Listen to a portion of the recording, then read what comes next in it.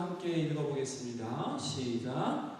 내가 이 책의 예언의 말씀을 듣는 각인에게 증거하노니 만일 누구든지 이것들 외에 더하면 하나님이 이 책에 기록된 재앙들을 그에게 더하실 터이요 만일 누구든지 이 책의 예언의 말씀에서 제하여 버리면 하나님이 이 책에 기록된 생명나무와 및 거룩한 성의 참여함을 제하여 버리시리라. 이것들을 증거하시니가 가라사대 내가 진실로 속히 오리라 하시거늘 아멘. 주 예수여 오시옵소서. 주 예수의 은혜가 모든 자들에게 있을지어다. 아멘. 말씀을 우리가 창세기부터 읽다 보면 요한계시록이 끝납니다. 그런데 그 요한계시록 중에서도 맨 마지막 부분이 22장이요. 또 그 22장 중에서도 끝나는 부분이 바로 오늘 본문 18절에서 21절까지의 내용입니다. 그렇기 때문에 오늘 이 말씀은 성경 전체의 결론이라고 할 수 있고 성경이 말씀하고자 하는 핵심을 우리에게 공급하고자 하는 하나님의 선한 뜻이 담겨져 있다는 사실을 믿으시기 바랍니다. 주 예수의 은혜가 모든 자들에게 있을지어다. 그 주 예수의 은혜, 그 은혜의 비밀스러운 내용은 무엇인가? 오늘 우리는 본문을 통해서 또 성경 전체에 나타나 있는 내용들을 통해서 살피면서 마지막 때 주 예수의 은혜 안에 거하는 삶이 되기를 원하는 것입니다. 주 예수의 은혜를 얻기 위해서는 그 은혜 안에 거하기 위해서는 먼저 우리가 반드시 행해야 될 한 가지가 있습니다. 그것이 무엇일까요? 오늘 본문 중에 바로 18절과 19절에 있는 내용입니다. 성경의 말씀을 가감하지 말라는 것입니다. 나나들이 유인물을 보세요. 18절과 19절 같이 읽어봅니다. 시작. 내가 이 책의 예언의 말씀을 듣는 각인에게 증거하노니 만일 누구든지 이것들 외에 더하면 하나님이 이 책에 기록된 재앙들을 그에게 더하실 터이요 만일 누구든지 이 책의 예언의 말씀에서 제하여 버리면 하나님이 이 책에 기록된 생명나무와 및 거룩한 성의 참여함을 제하여 버리시리라. 아멘. 18절에 보면은 하나님이 주신 말씀에다가 더하면, 또 19절에 보면 하나님이 주신 말씀에서 빼버리면, 다시 말하면 가하거나 감하면 어떻게 된다고요? 하나님께서 은혜를 제한한다는 거예요. 약속하신 은혜, 약속하신 하나님의 축복을 제외할 수 있다라고 분명히 오늘 말씀에 기록을 하고 있습니다. 여기서 우리는 가감이라는 말을 좀 생각해 볼 필요가 있어요. 가감이라는 말. 성경 말씀에 내 생각을 보태버리면, 더해버리면 이거를 뭐라 그러느냐? 신비주의에 빠졌다고 해요. 그런가 하면 주어진 하나님의 말씀에서 마음대로 빼버려요. 나에게 해당이 안 되고 내가 양심이 찔리는 내용을 빼버리고 지멋대로 갖다가 해석을 한다. 그러면 그건 자유주의가 되는 것입니다. 신비주의의 가장 위험한 것은 무엇인지 압니까? 간증하는 분들 중에 많은 분이 위험함을 가지고 있어요. 간증하는 분들 보면은 자기가 체험했습니다. 꿈을 꿨습니다. 죽었다 깨어났습니다. 그리고 하나님의 은혜 안에서 체험을 고백합니다. 근데 고백할 때 성경 말씀이 얘기하지 않는 것을 막 갖다 붙여가지고 성경과 어긋난 얘기를 하는 경우 자칫 신비주의에 빠질 수 있습니다. 그런가 하면은 자유주의를 추구하는 이들은 어떻게 성경을 받아들이고 있습니까? 예수님이 바다 위를 걸으셨다는 것을 믿지 않아요. 이거는 있을 수 없는 거예요. 예수님이 해변가 모래 백사장을 걷는 것을 잘못 보고 바다 위를 걸었다고 했겠지. 이거는 잘못된 거니까 고쳐, 빼버려. 이렇게 해석을 해서 완전히 인본주의적으로 성경을 가리키거나 해석하는 경우가 있어요. 자유주의. 오늘날 많은 크리스찬들이 있습니다만은 크리스찬이라고 해서 다 크리스찬이 아니에요. 말씀을 말씀대로 믿고 복음을 복음대로 받아들이면 진짜 크리스찬이에요. 그 말씀에 없는 거를 갖다가 덧붙여가지고 신비적으로 나가는 경우, 빼버리고 자유주의적으로 나가는 경우는 크리스찬이라고 말할 수가 없어요. 오늘날 너무나도 위험한 사고방식과 위험한 사색이 교회 안에 들어와 있습니다. 이래도 좋고 저래도 좋다예요. 동성애를 하는 자를 안수해서 사제로 세워라. 이거는 성경이 말하지 않습니다. 성경은 그런 거 허락하지 않습니다. 동성애 자체, 동성결혼 자체를 성경은 허락하지 않아요. 우정을 나누기 위해서 남자와 남자가 서로가 친구로, 여자와 여자가 친구로 우정을 나누는 것은 오케이죠. 그러나 결혼을 한다? NO! 성경은 허락하지 않습니다. 그럼에도 불구하고 잘못된 사색을 하고 있는 많은 교파 중에 그거를 수용하고 그거를 따르는 일을 갖다가 장로를 세우고 안수를 해서 신부나 또는 소품을 줘가지고 목사로 세우는 이러한 그릇된 착오를 일으키는 경우를 우리가 지금 보고 있습니다. 가감하면 안 돼요. 말씀으로 받아들이지 않고는 주님의 은혜를 풍족하게 누릴 수가 없어요. 지멋대로 다 해놓고 받아먹을 것도 받아먹으려고 해요. 이거는 하나님이 기뻐하지 않습니다. 주님의 은혜 안에 거하는 자는 첫째가 뭡니까? 성경의 말씀을 가하거나 감하면 안 돼요. 만약에 이거를 제멋대로 해석하면 그거는 마귀요. 그거는 성령의 사람이 아니에요. 아무리 많은 무리가 모이고 아무리 덩어리가 커도 말씀을 말씀대로 인정하고 말씀의 권위를 말씀의 권위로 받아들이지 않으면 그거는 성령의 사람이 아니에요. 주 예수 그리스도의 은혜 안에 거하는 자들이 아니에요. 그런 데서 빨리 나와야 돼요. 그게 잘못하면 사이비요 이단이 되는 거예요. 거기서도 먹여주고 입혀준다니까 좋아가지고 따라다녀요. 위험해요. 영혼을 망가뜨리는 거예요. 잘못하면은 죄악의 구렁텅이에서 빠져나올 수 없는 무서운 수렁에 빠지는 거예요. 분별력이 없어요. 말씀을 바르게 읽고 깨닫고 그대로 순종하는 그 안에 거하는 자에게 하나님께서는 주 예수의 은혜를 더하시겠다고 약속을 하고 있는 것입니다. 오늘 본문에 나타나고 있는 주 예수의 은혜의 첫 번째는 무엇일까요? 첫 번째는 바로 주 예수의 은혜는 구속의 은혜를 말하고 있습니다. 성경 전체가 이야기하고 있는 게 뭐예요? 한 분 예수 그리스도를 통해서 구원의 은총을 우리에게 주시는 게 성경이 말씀하는 유일한 메시지예요. 어떤 분은 사업하다 쫄딱 망하니까 성경을 붙잡고 사업을 회복하게 해달라고 기도하는 분이 있어요. 어떤 분은 병이 걸려가지고 죽을 병에 걸리니까 성경을 붙잡고 병을 고치게 해달라고 하는 분이 있어요. 어떤 분은 가정 불화가 일어나가지고 이혼을 하게 되니까 하나님 어떻게 해야지 됩니까? 하고 매달리는 경우 있어요. 성경은 그런 부분도 다 해결해 주시기 위해서 말씀 가운데 권면해요. 그러나 성경이 말하는 궁극적인 내용은 뭡니까? 구속의 은혜를 얘기하려고 하는 거예요. 성경은 비즈니스를 하는 사람들에게 필요한 책이 아니에요. 뭐 영어 공부를 하려고 하는 사람, 수험생에게 필요한 책으로 쓰는 게 아니에요. 성경은 구원으로 인도하는 책인 줄로 믿습니다. 구원의 진리예요. 구원의 은혜, 구속의 은혜가 첫째예요. 구속의 은혜를 누리는 이들에게 보너스로 주는 게 뭐예요?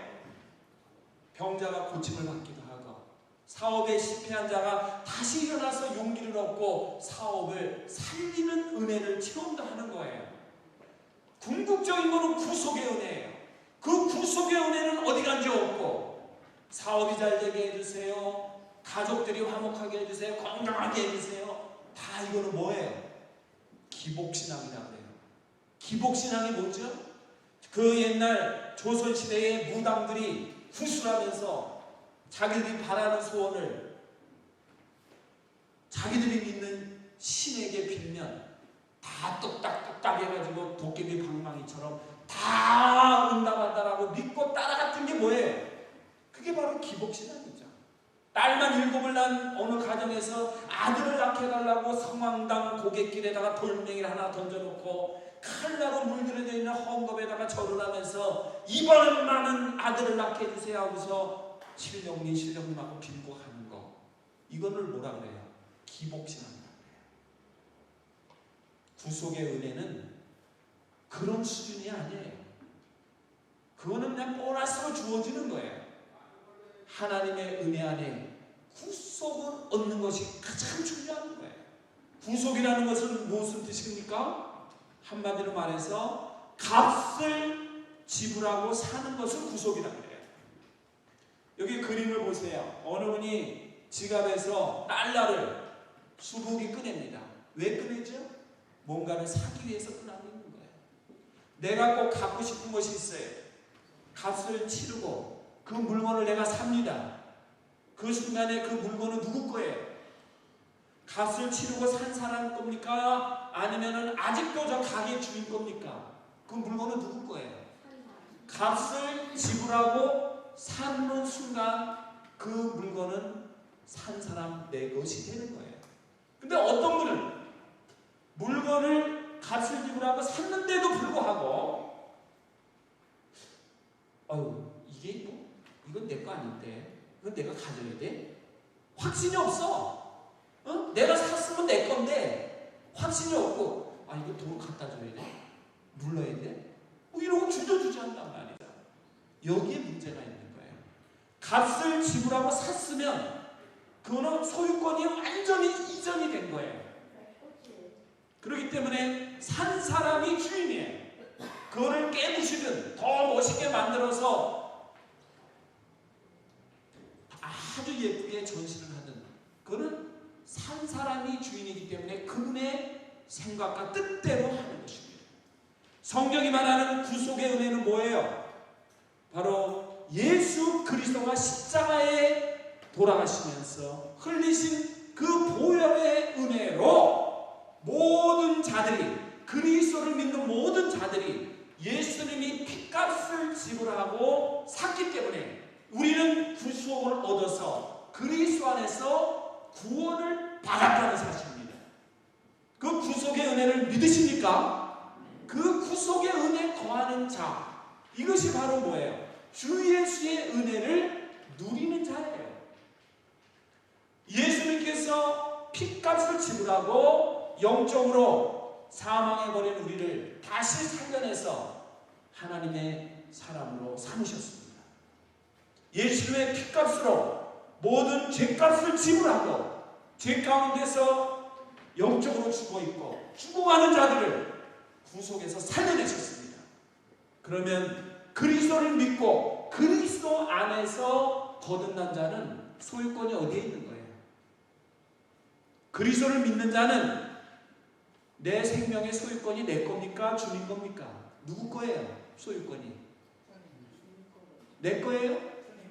예수님이 핏값을 지르고 사셨어요. 그러면 그 내 생명의 소유권은 누구 거예요? 사실은 그분 거죠. 소유권은 그분 거예요. 그렇기 때문에 내 생명은 예수님을 믿는 순간 소유권이 그분 것임을 고백한 거예요. 그렇다면 자살하는 거는 옳습니까? 그렇습니까? 내 생명은 내 게 아니에요. 내 생명을 내가 마음대로 자해를 하고 수틀린다 그래가지고 옥상에 올라가서 뛰어내려서 죽으려고 그러고, 이거는 전혀 그리스도를 모르는 분들이 하는 천박한 행동이에요.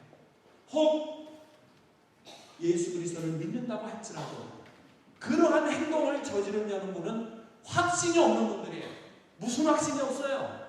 구속의 은혜, 핏값을 지불하고 나를 사신 그 주님의 은혜에 그 확신이 없기 때문에 어떡합니까? 내가 믿노라면서도 그 신앙을 헌신짝같이 던져버린 거예요. 저는 얼마 전에 충격을 받았어요. 교회를 오래 다녔고 중직자인 분이 교회 다니는 분들도 자살할 수 있습니다. 이 얘기를 하는 겁니다. 그래서 깜짝 놀라가지고 당신 예수 그리스도를 영접했어? 날라리 신앙이요? 진짜 신앙이요? 예수 그리스도를 영접했어요? 했습니다. 저는 천국 가는 것을 믿습니다. 그러면 당신 생명이 당신 거요? 예수 그리스도 거요? 그 소유권이 누구한테 있어? 말을 못해요. 교회는 오래 다녔고 성경 공부한다고 따라다니면서 말은 잘해요. 입을 살아가지고. 크리스찬들은 말은 잘해. 딴 건 몰라도. 행동은 좀 더뎌도 어떻게 말을 잘하는지 몰라요. 그래서 제가 그랬습니다. 당신 회개하시오. 잘못된 신앙을 갖고 있습니다. 썩어 빠지는 신앙을 가지고 있어요. 당신이 중직자고 뭐합니까? 그런 신앙으로는 문턱에 못 갑니다. 처음부터 다시 믿으세요. 엄청나게 굳으셨어요. 하여튼 이분이 불쾌하더라고요. 아주 불쾌하더라고요. 그러면서 자기는 또 뭐 여러 가지 얘기를 해요. 부연해서. 다른 얘기하지 마세요. 성경 말씀이 얘기하고 있는 대로 내가 믿고 순종하려고 하면 되는 거예요. 성경 말씀에 하지 말라 그랬는데 그거를 하면서 왜 자꾸 변명을 합니까? 안 됩니다. 당신 크리스찬 맞아요? 성경을 믿어요? 성경을 제대로 한 번이라도 읽어봤어요? 다시 출발하세요. 교회에 다닌 연수를 자랑할 필요가 없어요. 교회에서 받은 직분을 자랑할 필요가 없어요. 속사람이 제대로 거듭났느냐? 말씀 안에 온전히 거하는 체험을 하면서 말씀대로 순종하면서 나가고 있느냐? 이게 중요한 것이에요. 성경은 분명히 말합니다. 주 예수의 은혜의 첫째는 구속의 은혜입니다. 구속은 예수 그리스도가 나를 십자가에 달려 돌아가심으로 살려서 핏값으로 나를 사셨기 때문에 모든 주권이 주님께 있음을 믿고 그분 뜻 가운데서 살려고 고백하면 나가는 것. 구속의 은혜에 거하는 자인들로 믿습니다. 중요한 것은 이거를 잊어버리고 있는 거예요. 많은 교회 다니는 분들이 이거를 잊어버려요. 이거를 놓치고 있어요. 결정적인 순간에 넌 크리스찬하고 똑같아져요. 다를 게 없어요. 심각합니다. 분명히 말합니다. 성경을 가감하지 마십시오. 지멋대로 코에 걸고 귀에 걸지 마십시오. 그 말씀이 전하고 있는 대로 그 뜻대로 믿고 준행을 하셔야 됩니다. 그 안에 바로 구속의 은혜가 첫 번째로 있음을 우리는 알 수가 있습니다. 두 번째로 주 예수의 은혜는 어떤 은혜일까요? 주 예수의 은혜는 평강의 은혜입니다. 평강이라는 말은 무슨 말인가요? 평강이라는 말은 주님 안에서 누리는 자유함을 말해요. 주님 안에서 누리는 자유함. 이거를 기억하셔야 돼요. 미국의 시민권자는 미국이 정해놓은 법 안에서는 마음대로 자유를 누려도 돼요. 그 법 안에서는 자유를 누려도 돼요. 근데 어떤 분은 자유하니까 법이고 뭐고 없어. 지 멋대로 먹고 마시고 뛰어놀고 행동하는 것을 자유라고 착각합니다. 내 멋대로 행동하다가 미국 법에 어긋났어요. 어떻게 되는 거예요, 그러면? 미국 법에 어긋났으면 어떻게 되죠? 처벌을 받아요, 안 받아요? 처벌을 받습니다. 자유라는 것은 미국 시민의 자유는 어디에 있어요? 미국 법 안에서 누리는 자유. 그리스도인은 어떤 자유가 있어요? 미국 법을 뛰어넘어서 그리스도 안에서의 자유가 있는 거예요. 미국의 법은 칼로 남을 상해하거나 총으를 쏴야만 살인이 성립됩니다. 그러나 그리스도 안에서는 마음으로 누구를 미워하거나 마음으로 누구를 죽이고 싶다 이 마음만 가져도 뭐가 돼요? 살인한 거나 다름이 없음을 얘기합니다. 그렇기 때문에 그리스도 안에서 누리는 평안이라는 것은 그리스도 안에서 누리는 자유인데 더 고품격이에요. 더 수준이 높아요. 이 세상의 법보다 더 수준이 높아요. 그리스도 안에서 평안을 누리는 자는 세상에 법이 없어도 잘 살 수 있는 사람들이에요. 왜? 더 높은 수준을 가지고 살아가기 때문에 그래요. 마치 넓은 초원에 펼쳐져 있는 동물들을 보세요. 얼마나 평안합니까? 얼마나 자유합니까? 그러나 이 동물들이 이 자연 초원을 뛰어넘는 순간에 이리떼를 만나고 맹수를 만나서 위협을 당할 수도 있어요. 목자가 돌보고 있는 그 안에서 누리는 자유가 진정한 자유. 그리스도 안에서 평안을 누리는 것이 진정한 평안인 줄로 믿습니다. 여기 그림을 보세요. 말씀 안에서 누리는 자유. 예수 그리스도와 동행하면서 누리는 자유.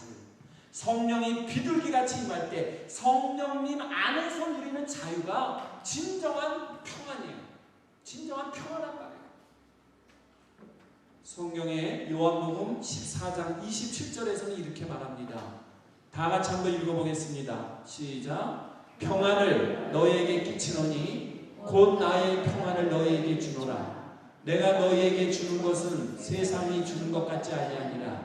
너희는 마음에 근심도 말고 두려워하지도 말라. 아멘. 주님이 주시는 평안은 무슨 평안이에요?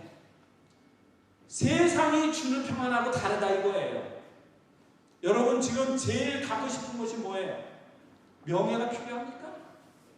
물질이 필요합니까? 건강이 필요합니까?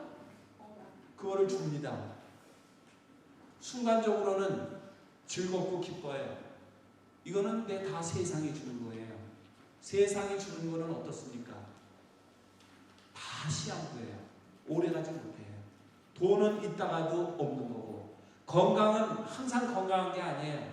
어느 순간에 넘어질 수도 있고 병이 찾아올 수도 있어서 건강을 잃을 때도 있는 거예요. 명예요? 대통령이 천년만년 하나요? 그건 잠시예요. 특별히 어느 나라라고는 얘기 안 하지만 그 나라 대통령은 함께 못 돼. 대통령 하고 나면 다 감옥에 가. 그리고 불명예스러운 가문의 흔적으로 남아. 대통령이 됐을 때는 가문의 영광이고 명예였지만 대통령을 그만두는 순간에는 불안과 두려움과 가문을 갖다가 망가뜨리는 그러한 상징이 된 게 어느 나라 대통령들의 역사예요. 그들의 이야기잖아요. 명예요? 장점이에요. 그러나 하나님께서 주시는 평안은 쇠하지 않고 멸하지 않고 지속되는 평강이 주어지는 줄로 믿습니다. 주 예수의 은혜, 그 평안의 은혜는 어떻게 옵니까? 말씀 안에서 시작이 돼요. 말씀 안에서 비롯돼요. 말씀 안에서. 제가 제 와이프가 여기 있는데 와이프 자랑을 하나 하겠습니다. 흉을 봐도 괜찮아요. 저희가 미국에 왔을 때 제일 어려운 게 언어죠. 언어가 제일 안 되는 게 고민이에요. 그냥 안 하고 살면 되지만 어차피 미국에 살려면 언어 소통이 돼야 돼요. 와이프는 한국에서도 영어를 잘했습니다. 고등학교, 대학을 다 1, 2등으로 하면서 마치고 특별히 영어는 뭐 굉장히 잘했어요. 근데 여기 와보니까 그 영어랑 달라. 거기서 잘한 거랑 미국에 와서 살면서 영어를 써야 되는 거랑은 또 달라요. 우리 어르신들 다 그거 경험했죠? 그거 다 경험하잖아. 왕년에 한국에서 영어 다 잘하셨잖아. 와보니까 상황이 달라.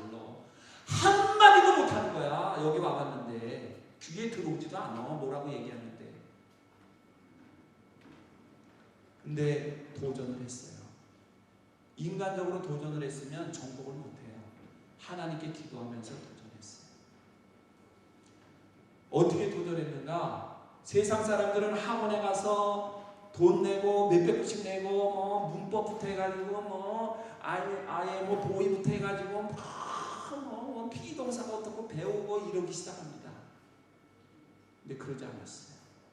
말씀을 붙잡고 시작했어요. 말씀 붙잡고. 그래서 어저께 식사하는 중에 이야기를 나눴는데 내가 이제 미국에 와가지고 산책할 때 또 집에 그 러닝머신에서 막 뛸 때마다 영어 성경을 딱 이어폰으로 들으면서 계속 지금 살아왔는데 아마 한 25번 정도를 통달한 것 같다고. 창세기부터 요한계시록까지를 영어로, 한국말 말고 영어로만 성경을 읽고 듣고 하는 걸 한 25번 정도를 통달한 것 같다고. 그러면서 성경에 나오는 단어들이 전부 다 열리니까 단어 뜻을 다 이해하는 거 들으면서 팍 열리는 거야, 귀가. 그러니까 은혜를 입고 영적으로 강해지면서 누구를 만나도 두려움이 없죠. 마귀의 앞잡이들 만나면 딱 알아보죠. 벌써 저거 완전히 사꾸라다. 이거 제대로 됐는데 분별이 되죠. 몇 장 몇 절이 딱 나오니까. 성경, 영어 성경을 읽고 들으면서 20여 번을 반복하면서 한국어 성경으로 은혜 받던 거랑 또 다른 은혜를 받더라는 거예요. 또 한국어 성경에 보면 한국 사람도 모를 말이 많아. 편벽하게. 이게 무슨 뜻인지 몰라. 기묘자라. 이게 무슨 뜻이야. 영어보다 더 어려워, 한국말이. 영어는 단순해요. 영어의 이해는 단순해요. 어렵지 않아요. 더 은혜를 쉽게 받아요. 뜻풀이가 필요 없어요. 영어를 통달했어요. 그래서 물론 완벽할 수는 없죠. 그러나 어디를 가서도 미국 사람보다 영어 단어를 더 많이 알아요. 어휘력이. 미국 사람도요, 공부를 제대로 안 하고 어영부영 잘하는 사람들은 영어 그 어휘력이 3,000 단어를 못 벗어나요. 마치 우리 유치원 정도 수준의 단어 가지고 평생 사는 거랑 똑같습니다. 우리 어르신들이 시집을 읽다 보면 모르는 단어 많죠. 시인들은 어휘력이 뛰어나기 때문에 우리가 쓰지 않는 단어들을 다 끌어다가 시를 써요. 읽어도 뜻을 모르는 단어가 너무 많아. 생활하는 데는 불편하지 않죠. 그러나 품격 있는 삶을 누리는 데는 한계가 있는 거예요. 왜? 어휘력이 없어서 어르신들이 시를 쓰는데 못 쓰잖아. 왜? 어휘력이 안 되기 때문에 못 쓰는 거예요. 영어를 한다고 다 영어하는 거 아니에요. 어휘력을 5만 가지 어휘력을 아는 사람하고 3,000개 아는 사람하고는 격이 틀린 거예요. 격이. 저급하고 고급하고가 달라요. 그러니까 미국 사람도 놀래. 그런 단어를 어떻게 쓰십니까? 자기도 모르는 거예요. 왜 이 얘기를 하죠? 말씀 안에 거하면, 말씀 안에서 시작을 하고 말씀으로 도전하니까 하나님이 보너스를 더해서 엄청난 은혜를 부어주시는 거예요. 세상적인 힘으로, 세상적인 능력으로 하려고 하면 한계가 있어요. 하나님이 주시는 은혜로, 하나님이 주시는 능력 안에서 거하니까 세상이 주는 거는 게임이 안 돼요. 잠깐 왔다 없어지는 거랑 게임이 안 돼요. 발전하고 지속적인 은혜가 주님이 주시는 바로 평안의 은혜에서 주어지는 줄로 믿습니다. 주님의 은혜를 사모하시되 말씀 안에서 시작하십시오. 말씀 안에서 시작하십시오. 하나님의 은혜는 바로 말씀에서부터 시작됩니다. 그 다음에 그것이 행동의 열매로 나타나는 것이죠. 세 번째로 주 예수의 은혜는 어떤 은혜일까요? 임마누엘의 은혜입니다. 임마누엘의 은혜는 뭡니까? 임마누엘이라는 말은 하나님이 우리와 함께 계시다는 말이에요. 임마누엘. 하나님이 우리와 함께 계시다. 어느 어린아이가 야외에 가족들하고 놀러가서 막 사진을 찍고 돌아온 다음에 이제 사진을 봅니다. 근데 이 아이가 얘기하는 거예요. 아니, 우리 가족 사진 찍었는데 왜 아빠가 없어? 엄마도 있고 언니도 있고 동생도 있는데 왜 사진에 아빠가 없는 거야? 하면서 막 투덜대면서 이거는 가족 사진 아니야. 아빠가 빠졌잖아. 막 어린아이가 막 투덜대는 거예요. 그러니까 엄마가 뭐라 그래요? 야, 아빠가 사진을 찍었잖아. 아빠가 사진을 찍어주는데 어떻게 거기에 나와? 사진 안에는 아빠가 없지만 아빠는 우리랑 함께 하고 있었어. 우리를 보호하고 있었다니까. 그 아빠는 지금 일 나가서 안 계시는 것 같아도 지금 우리 가족을 지키고 있어. 아빠가 가장 큰 힘을 갖고 있는 분이야. 사진에 아빠가 없다 그래서 없는 게 아니야. 아빠는 우리 가족의 중심이고 큰 힘이 되는 분이야. 이렇게 얘기해 줬어요. 그랬더니 이 아이가 눈에 보이는 것만 다 함께 있는 게 아니네. 눈에 안 보여도 더 큰 힘이 나와 함께 하고 있다는 것을 깨달았어요. 이렇게 고백하더라는 거죠. 그렇습니다. 하나님은 항상 우리와 함께 계세요. 우리 마음 가운데도 있어요. 지금 이 자리에 있어요. 근데 사진을 찍으면 나오지 않아요. 그러나 그분은 놀라운 능력과 놀라운 힘으로 우리와 함께 하고 계심을 믿으시기 바랍니다. 그분을 믿고 나가면, 그분이 나와 함께함을 믿고 동행하고 나가면 하나님이 나에게 능력이 되시는 거예요. 그러니까 어느 분은 입을 싹 뒤집어 쓰고 아무도 안 보지. 그리고 이제 나쁜 짓 하는 분이 있어요. 막 마약을 투약하는 분도 있고 아주 안 좋은 계획을 이불 속에서 모의하는 분도 있는데 아무도 안 보지. 근데 거기 누가 있죠? 지금 하나님이 거기 함께하고 있다는 걸 아셔야 돼요. 그래서 우리는 앉든지 일어나든지 밖을 나가든지 들어오든지 저 높은 산에 올라가든지 저 바다 위를 가고 있든지 어디에 있든지 아무도 나를 안 보고 아무도 나를 감시하지 않는 것 같지만 하나님은 그곳에도 나와 함께하고 있는 것이 임마누엘의 은혜인 줄로 믿습니다.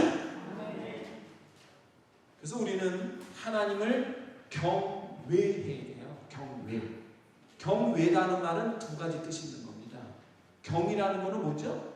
하나님을 공경하고 높이고 존경해야 된다는 거예요. 그러나 외라는 것은 뭐죠? 하나님을 두려워하고 무서워할 줄 알아야 된다는 거예요. 모든 일을 성실하고 신실하고 착하고 잘하는 사람은 경찰이 와도 항상 어때요? 즐겁고 기뻐요. 무서운 호랑이 선생님이 나타나도 내가 잘못한 것이 없기 때문에 항상 기쁨으로 호랑이 선생님을 만날 수 있습니다. 그러나 잘못을 저지르고 죄를 짓고 도망다니고 있는 사람은 누가 제일 무서울까요? 경찰이 제일 무서워요. 경찰이 범인을 잡는 첫째가 뭔지 알아요? 길거리를 가다가 벌써 표정이 두려워하는 표정을 갖는 사람, 평안이 사라지고 두려워하는 표정이 딱 나타나는 사람은 무조건 데려다가 조사한대요. 그럼 반드시 죄를 진 사람이에요. 가다가 경찰만 나타나면 골목길을 싹 숨는 사람, 그거는 보나마나 가서 딱 잡아가지고 조사를 해보면 뭔가가 먼지가 털리게 되어 있다는 거죠. 그렇습니다.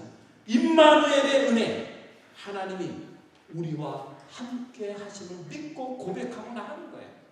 착하고 선한 일을 하는 자는 하나님이 나와 함께함이 너무 즐겁고 기뻐요. 항상 입술에 노래가 끊이지 않아요. 그러나 잘못을 하고 말씀대로 순종하지 않는 사람은 항상 하나님이 나를 책망할까봐 무서운 거죠. 두려워요. 숨어서 돌아다니라고 그래요. 임마누엘의 하나님. 오늘 이 그림을 보십시오. 우리 가운데 임하시는 하나님, 우주 속에 거하시는 하나님, 이른 양도 건지시는 나와 함께 하시는 하나님, 바로 그 임마누엘의 하나님의 은혜를 깨닫는 자, 그게 바로 주 예수의 은혜를 누리는 자인 것입니다. 그렇습니다. 분명히 우리는 기억하셔야 됩니다. 오늘 우리는 말씀을 한번 정리하기 원합니다. 주 예수의 은혜에 거하기 위해서는 가장 기본이 뭐예요? 하나님의 말씀을 가감하지 말라는 것입니다. 가감하지 말고 믿고 따르는 이들에게 주어지는 첫 번째 주 예수의 은혜는 구속의 은혜입니다. 두 번째는 평안의 은혜입니다. 세 번째는 임마누엘의 은혜가 임하는 줄로 믿습니다. 바로 그 은혜 안에 거하는 자들의 신앙 고백이 무엇일까요? 바로 오늘 말씀에 있는 내용이죠. 이 임마누엘의 하나님을 고백하는 이들에게 간절히 자신만만하게 고백하게 되는 내용은 바로 오늘 본문에 있는 20절의 내용이에요. 20절 같이 읽어요. 시작. 이것들을 증거하시니가 가라사대 내가 진실로 속히 오리라 하시거늘 아멘. 주 예수여 어서 오시옵소서. 시험 준비가 잘 된 학생은 시험날이 빨리 오기를 기다리는 거죠. 시험 준비가 안 돼 있고 땡땡이만 치는 학생은 시험 날짜가 좀 미뤄지기를 원하는 거지요. 아멘. 주 예수여 어서 오시옵소서. 이 신앙 고백은 누가 할까요? 언제 주님이 오셔도 나는 흠없이 주님 앞에 나갈 수 있음을 고백하는 자, 준비된 자, 이런 자는 마라나타의 신앙을 갖는 거예요. 주 예수여 어서 오시옵소서. 그러나 준비 안 된 자는 두려운 거예요. 그날이 나에게는 심판이니까 두려운 거예요. 성경은 분명히 이야기하지 않습니까?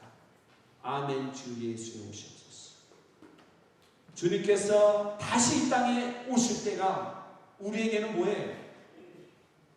기쁨이 될 수도 있고 그것이 가장 무서운 두려움이 될 수도 있는 것입니다. 우리가 아멘 주 예수여 어서 오시옵소서 이 고백을 할 수 있다는 것은 주 예수의 은혜를 누리고 그 안에 흠뻑 젖어 있는 자인 줄로 믿습니다. 우리 어르신들은요, 주 예수여 언제 오시더라도 저는 기쁨으로 주님을 맞이할 준비가 되어 있습니다. 이런 신앙 고백이 나와야 돼요. 그때 비로소 우리의 마음에 평강이 있고 기쁨이 있고 주님이 나와 함께함으로 누리는 영원한 행복이 임한다는 사실을 기억하시기 바랍니다. 주 예수의 은혜는 다른 데 있는 게 아니에요. 내가 주님과 더불어 함께 동거할 때 시작되는 것입니다. 오늘 이 자리에 함께 하신 우리 모든 분들 천년 만년 사실 것 같죠? 그렇지 않아요. 제가 며칠 전에 만난 분도 그래도 나 20년은 더 뻗더니 살 줄 알았는데 이렇게 덜커덩할 줄 몰랐어요. 걷지도 못합니다. 이제는 점점 좌절의 늪으로 들어가요. 그때 신앙의 끈을 놓게 돼요. 수년 전에 제가 참 존경하는 어느 권사님 한 분이 난소암이 걸렸어. 난소암.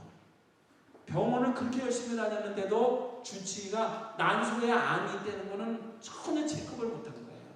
그런데 몸이 아파오면서 정밀검사를 들어가 보니까 할머니에게 어떻게 난소암이 걸리는지 모르겠어요. 그리고 6개월 후에 돌아가셨다. 그 병원에 가서 계속 신음하고 고통 중에 있을 때마다 제가 한 일주일에 한두 번씩 찾아가가지고 문안하고 얘기 나누고 기도하고 이랬는데 이분이요 처음에는 아주 신앙으로 버티더라고. 한 3, 4개월 가니까요 신앙이고 뭐고 아무것도 없어요.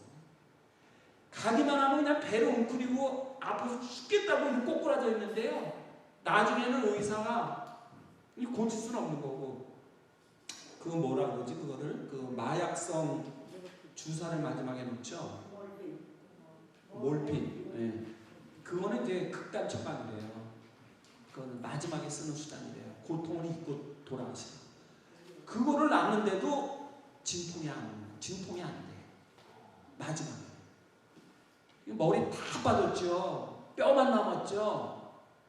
완전 그냥 엎드려가지고 그냥 배만 웅크려갖고 나중에는 쳐다보지도 않아. 그냥 죽겠다는 거지. 이제. 고통이 24시간 오니까 약을 먹으면 좀 몇 시간 먹고 주사를 놓으면 몇 시간 먹고 이래야 되는데 마지막에는 그냥 아무 약도 먹히지가 않아요. 그냥 그래서 그래도 용기를 주고 주님을 지금 마음 가운데 모시고 있죠. 확인하면서 기도하고 그리고 와서 이틀 있다 갔는데 아주 편하게 누워 계시더라고. 그렇게 죽겠다던 분이 편하게 그냥 누워 계시더라고. 근데 그게 편하게 누워 계신 게 아니라 그 전날 소천하셨대요. 그래서 이제 이걸 처리하기 위해서 지금 기다리고 있는 거래요. 의사들도 와야 되고 그래야 되기 때문에. 그분이 그렇게 가셨는데 그분은 끝까지 주님을 붙잡으려고 몸부림을 쳤던 분이에요. 끝까지 몸부림을 쳤던 분이에요. 근데 그분이 유언장에다가 장례식 집례는 곽 목사님이 해주세요. 이렇게 써놨어요. 유언장에다가. 그래가지고 제가 저 로즈힐에 가서 장례 절차를 다 치러주고 그 가족들을 위로했는데 딱 일주일 후에 그 남편이 돌아가시더라고요. 딱 일주일 후에 그 남편이 또 돌아가시더라고요. 너무 사랑하던 분이 세상을 떼니까 그리워하다가 가셨는지 모르지만 안타까운 것을 봤어요. 어쨌든 우리 어르신들은 주 예수 은혜 안에서 천국의 소망을 가지시고 끝까지 주님을 붙잡고 주님의 구속의 은혜 안에서 천국 백성이 되는 확신을 가지시고 믿음으로 담대하게 승리하며 살아가시기를 축원합니다. 아멘. 축원합니다. 아멘. 기도하겠습니다.